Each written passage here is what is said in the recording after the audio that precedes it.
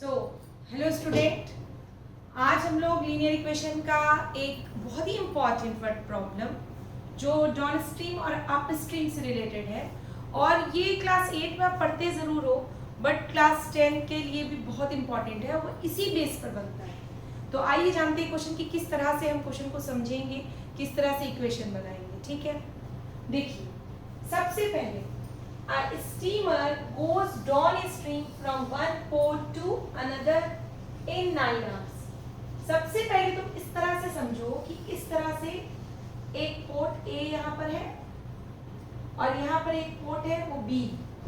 ठीक, एक जगह से दूसरे जगह आने में जो टाइम लग रहा है वो 9 आवर्स लग रहा है।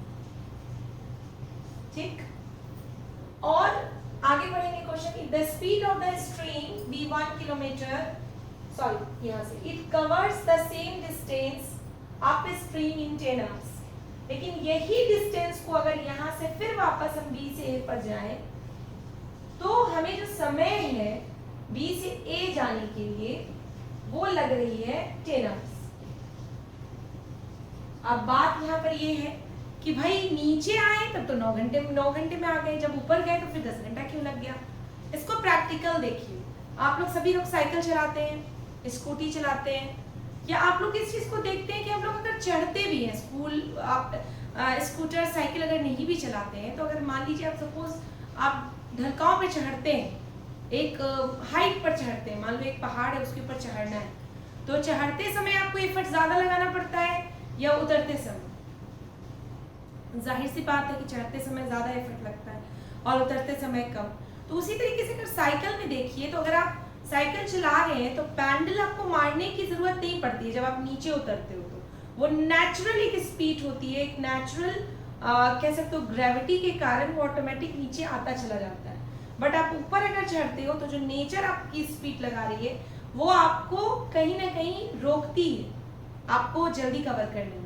इसलिए नीचे आने में समय 9 आवर्स लगा और ऊपर जाने में 10 आवर्स लगा। तो ऊपर जब हम चढ़ रहे हैं चढ़ाई की तरफ तो हमें समय ज्यादा लगेगा। इसको आप ऐसे भी समझ सकते हो, आप मानो कि जैसे पानी का बहाव होता है समंदर वगैरह में, तो जिधर पानी का बहाव होता है उधर नेचुरली शिप फ्लो करती है बिना एफर्ट के आराम से। लेकिन अगर वही चीज अगर आप देखो कि अपोजिट डायरेक्शन में, मान लो लहर इधर जा रही है और आपको अपोजिट आना है तो बहुत मुश्किल है ना। आपको एफर्ट लगाना पड़ेगा, स्पीड ज़्यादा बढ़ानी पड़ेगी, जितना भी उस लहर की स्पीड उससे ज़्यादा आपकी स्पीड होगी तभी आप चल पाओगे। तो इसी तरह से चीज़ों को समझते हैं कि जब नेचर की तरफ हम लोग स्पीड अपनी लगाते हैं तो हमारी स्पीड बढ़ जाती है और नेचर के अपोजिट लगाते हैं तो हमको अपनी स्पीड को घटाना पड़ता है। आगे देखिए, तो क्वेश्चन यहाँ पर ये कह रहा है, देखो यहाँ पे क्या बोला है कि if the speed of the stream be 1 kilometre per hour. ये जो स्ट्रीम है ये नेचर की बात हो रही, ठीक है, ये जो स्ट्रीम है नेचर की बात हो रही है, इसका जो स्पीड है वो 1 किलोमीटर पर आवर। तो भाई जो मेरी स्टीमर है उसकी स्पीड क्या होगी? तो स्टीमर की स्पीड हम मान लेंगे कि x है। तो ऑटोमेटिक जब स्टीमर की स्पीड x है तो जब हम ऊपर से नीचे आ रहे होंगे तो ये स्टीमर की स्पीड होगी और नेचर जो लगा रहा होगा वो उसमें जुड़ गया होगा, तभी तो जल्दी आ गए। स्पीड बढ़ती है तब तो समय कम लगता है। इसमें ऊपर चढ़ रहे होंगे तो नेचुरल है कि स्टीमर की स्पीड x है और नेचर की स्पीड जो 1 लग रही है वो कहीं ना कहीं इसमें से माइनस हुई होगी, तभी तो समय ज्यादा लगा, नहीं तो समय तो ज्यादा नहीं लगता। अब आप देखिए, हम लोग पहला काम करेंगे केस 1। केस 1 में हम लोग लेंगे डाउन स्ट्रीम का केस। डाउन स्ट्रीम का केस लेंगे तो डाउन स्ट्रीम में बताइए स्पीड क्या है? नीचे आने में स्पीड क्या थी? बढ़ गई थी, तो x + 1। डिस्टेंस नहीं पता, y मान लो, और टाइमिंग क्या है? 9 आवर। ठीक, ये केस 1 हुआ।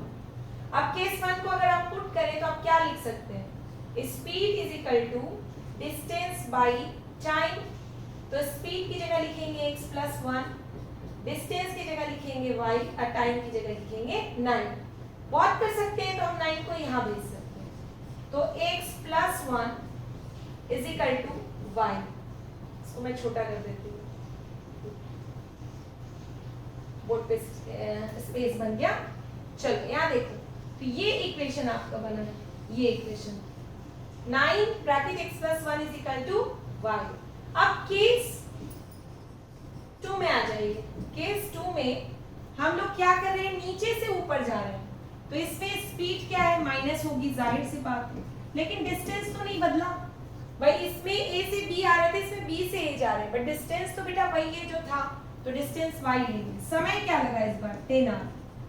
तो अब अगर हम देखें फॉर्मूले पे लगाकर तो क्या होता है, speed is equal to distance y time, तो स्पीड क्या है x minus 1, distance y time 10, cross कर दो, 10 x minus 1 is equal to y। तो एक इक्वेशन ये तैयार हो गया। अब दोनों इक्वेशन के साथ आप क्या कर सकते हो, ध्यान से समझना। इसको अगर 1 मान लेते हैं और इसको अगर 2 मान लेते हैं तो y और y, देखो यहाँ पे y is equal to 9 bracket x plus 1 है, यहाँ y is equal to 9 bracket x minus 1 है, तो हम y को इक्वल कर सकते हैं, आराम से कर सकते हैं ना। देखो तो हम लिखेंगे 1 and 2 फ्रॉम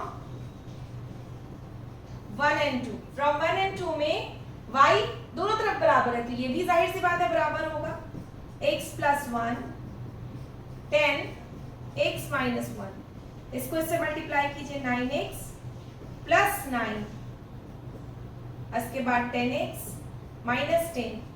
अब क्या करेंगे, 9x को इधर भेज देंगे और माइनस 10 को इधर ले आएंगे, तो 9x को उधर भेज रहे हैं, 9 को यहाँ छोड़ रहे हैं, माइनस 10 इधर आएगा, प्लस 10 होगा, 10x यहाँ एज इट इज रह गया, 9x इधर किए तो माइनस 9x हुआ, तो यहाँ क्या बच गया, यहाँ पर क्या बच गया, x बच गया, 10 में से 9 गया, x बच गया, और यहाँ पे 10 और 9 कितना हो गया, 19। तो आपने x किसे माना था, आपने x माना था स्पीड, किसकी स्पीड को, स्टीमर की स्पीड को, तो स्टीमर की जो स्पीड है बेटा वो है 90 किलोमीटर पर आवर। तो जब ये नीचे की तरफ आ रहा है तो उसकी स्पीड हो जा रही है 20 किलोमीटर पर आवर, और जब ये ऊपर जा रहा है तो इसकी स्पीड हो जा रही है 18 किलोमीटर पर आवर, जिसकी वजह से इसमें टाइमिंग ज्यादा लग रहा है, इसमें टाइमिंग कम लग रहा है। अब बात आती है कि क्वेश्चन में कहा कि डिस्टेंस भी बताइए। अब बताइए डिस्टेंस कैसे निकलेगा, डिस्टेंस की वैल्यू क्या है, y को ही निकालना है, वही डिस्टेंस है, तो क्या हम लोग y is equal to 9x plus 1, तो अगर हम लोग x की वैल्यू पुट कर दें, x की वैल्यू क्या है भाई, 19 है, 19 प्लस 1, यहाँ 9 और 19 प्लस 1 20, सो आ जाएगा 180 किलोमीटर। तो ये जो आपको सिचुएशन दी हुई थी, इसमें a से b की दूरी कितनी थी, 180 kilometre. This question is very very important and it's really belongs to class 10th। 8 में पढ़ना जरूर है, कुछ बुक में पढ़ना है, जैसे RS अग्रवाल, RD शर्मा, ये सब में दिया हुआ है, जो मेन बुक होती है आपके प्रैक्टिस के लिए। अगर आपका कोर्स बुक भी कोई लगा हुआ है उसमें भी ये क्वेश्चन जरूर हो सकता है, लेकिन प्रैक्टिस के जरूर करना चाहिए, क्योंकि ये क्लास 10 के लिए भी बहुत इंपॉर्टेंट है। अब बेसिक आपका नीचे से बनता है, इसलिए ये क्वेश्चन आपके लिए मतलब कह सकते हो कि अगर इसको अच्छे से आप समझ गए ना, तो आप 10th का भी क्वेश्चन अभी ट्राई कर सकते हो और बना सकते हो। ठीक है, आई होप कि आपको हेल्प हुआ हो।